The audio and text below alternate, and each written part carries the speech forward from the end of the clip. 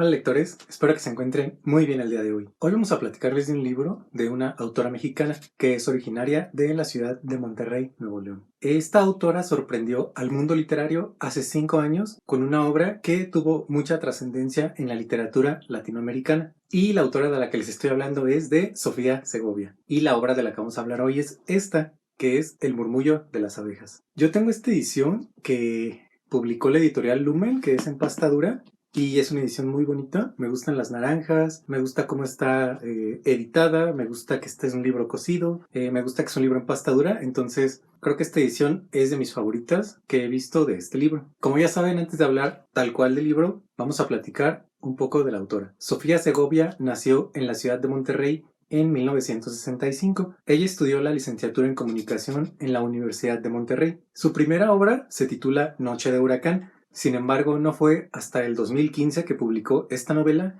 que Sofía irrumpió al mundo literario y tuvo básicamente resonancia en todo el mundo de habla hispana, con precisamente El murmullo de las abejas. Entre otras de sus obras también se encuentra la novela Huracán y la novela Peregrinos, que ha sido publicada más recientemente. El murmullo de las abejas básicamente narra la historia de la familia Morales Cortés, formada por Francisco y Beatriz, y además de sus hijas Carmen y Consuelo. Es básicamente una saga familiar. Esta familia habita en la ciudad de Linares, en el estado de Nuevo León, en México. Cuando yo comencé a leer este libro, me fue inevitable pensar en libros como la obra Como agua por el chocolate de Laura Esquivel o incluso La casa de los espíritus de Isabel Allende, porque conforme vamos avanzando y vamos conociendo el estilo de Sofía Segovia, nos vamos dando cuenta que de alguna manera este libro es como, a mi parecer, una combinación como de ambos estilos, como de La casa de los espíritus y Como agua para chocolate. La historia básicamente comienza cuando un personaje muy interesante, que es la Nana Reja, que es una persona muy vieja y muy sabia y que se la pasa sentada en una mecedora todo el tiempo viendo básicamente a las montañas y al horizonte, un día de la nada se levanta y desaparece.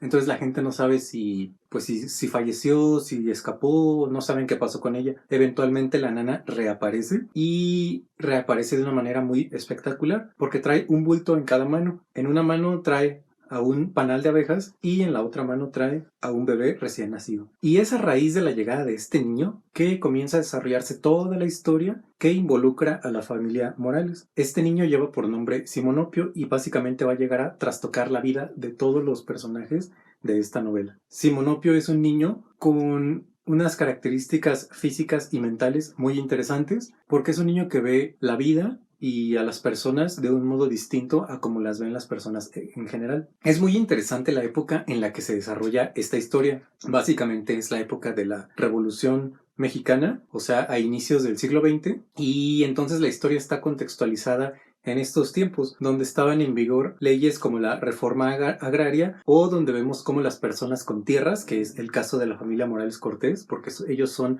dueños de tierras, tienen que defender esas tierras de la reforma agraria para que no sean despojados de ellas. Y también vemos cómo la familia tiene que proteger a las mujeres, porque muchas veces los revolucionarios llegan y se llevan a las mujeres, etc. Entonces es muy interesante volver a asomarnos a esa etapa tan rara y tan interesante de la historia de México. Un dato súper curioso es que yo leí esta novela en enero de este año y es curioso porque en esa época ya se comenzaba a hablar de la pandemia del COVID en China. Sin embargo, pues yo no iba a imaginar que justo un par de meses después íbamos a tener que sufrir un encierro y bueno, vamos a tener que aislarnos de todo el mundo precisamente porque llegó esta epidemia del COVID. Entonces es interesante porque en este libro narra cómo la pasó esta región del país ante la llegada de la gripe española en una especie de paralelismo muy similar. Vemos cómo la gente tenía que estar encerrada, vemos cómo fallecía un montón de personas, básicamente pasaban camiones y se llevaban a todos los muertos. Entonces fue muy interesante y muy raro ver precisamente cómo hay sucesos que se repiten históricamente y pues bueno,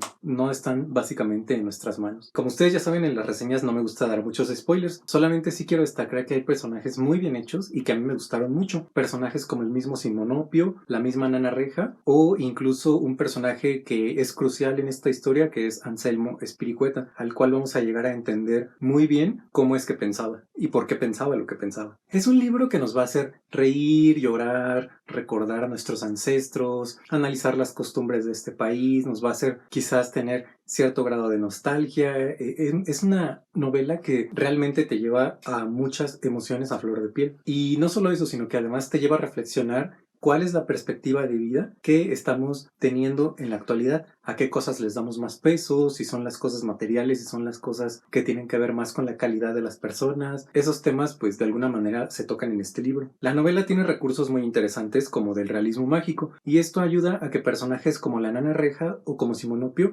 estén mejor soportados y que tengan un poquito más de trascendencia en la historia. Asimismo, hay situaciones que acontecen que pues también se entienden mejor si se usan ese tipo de recursos literarios. A mi parecer, la autora de alguna manera se inspiró, no sé si de manera consciente o inconsciente, la verdad es que lo desconozco, pero creo que se inspiró en el estilo de Isabel Allende y de Laura Esquivel, en particular de sus obras como Agua para Chocolate y La Casa de los Espíritus respectivamente. En La Casa de los Espíritus porque finalmente es la historia de una saga familiar y está narrada de una manera solemne y profunda, justo como La Casa de los Espíritus, pero a la vez tiene esta componente que es muy sensorial, donde al ir leyendo la historia vamos a percibir olores, sabores, emociones, muy al estilo de la obra de Laura Esquivel. Realmente uno va leyendo esto y pues casi puede percibir el aroma y el sabor tanto de las naranjas como de la miel, y no solo eso, sino uno casi ve todos los rituales de esos tiempos, desde la cocina hasta el ritual de la limpieza, y son pues rituales que algunos de los ancestros de este país tenían. Entre los paralelismos que podemos encontrar entre esta obra y las obras de Laura Esquivel y la de Isabel Allende, pues es básicamente la época en la que se desarrollan, que es básicamente inicios del siglo XX. Eso coincide con la novela de Laura Esquivel y un poquito con la de Isabel Allende. Asimismo tenemos que